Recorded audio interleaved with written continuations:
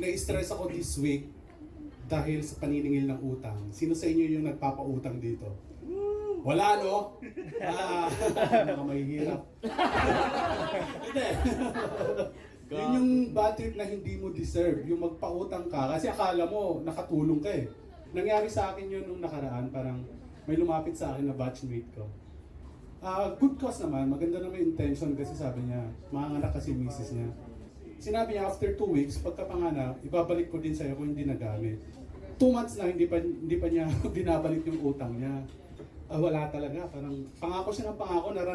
Nanawa ako. Dinamdam ko na lang yon na sinabi ko na, okay, sige, kahit hindi mo nabayaran yan. Basta 2 months ka rin maalmoranas. Parang ganun, di ba? Ang kapal ng mukha nila eh, no? Alam mo yun, meron na siyang utang sa'yo. I-message ka ulit para utangan ka.